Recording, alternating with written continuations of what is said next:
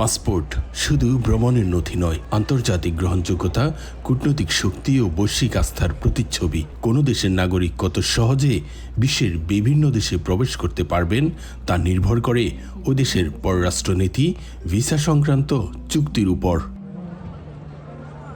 আন্তর্জাতিক পরামর্শক প্রতিষ্ঠান Henley and পার্টনার্সের 20তম বার্ষিক পাসপোর্ট সূচক অনুযায়ী দক্ষিণ কোরিয়ার নাগরিকরা বিশ্বের 188টি দেশে ভিসামুক্ত অথবা অনারাইভাল ভিসার সুবিধায় ভ্রমণ করতে পারেন।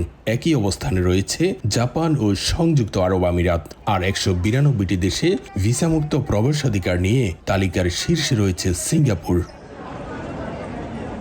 বিশ্বের অন্যতম প্রভাবশালী অর্থনীতি ও প্রযুক্তি নির্ভর রাষ্ট্রে পরিণত হয়েছে দক্ষিণ কোরিয়া। প্রবাসী বাংলাদেশিদের মতে সুশাসন ও উন্নয়নের ধারাবাহিকতাই দেশটির পাসপোর্টকে বিশ্বের অন্যতম শক্তিশালী অবস্থানে নিয়ে এসেছে।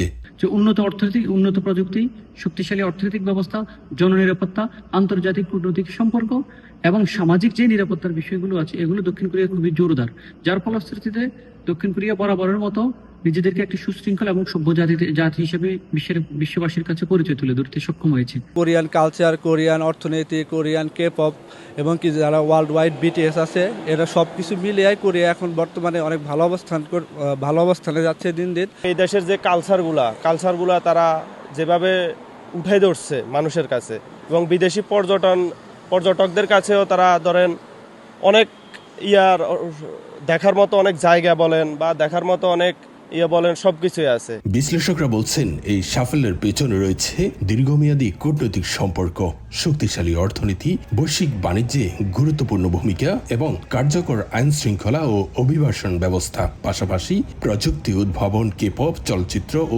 সাংস্কৃতিক প্রভাব দক্ষিণ কোরিয়ার আন্তর্জাতিক ভাবমূর্তিকে আরও সমৃদ্ধ করেছে।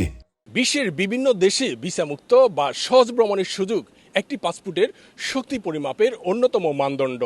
আর এই সূচকে আবারও বিশ্বের শীর্ষস্থানীয় দেশগুলোর কাতারে দক্ষিণ কোরিয়া।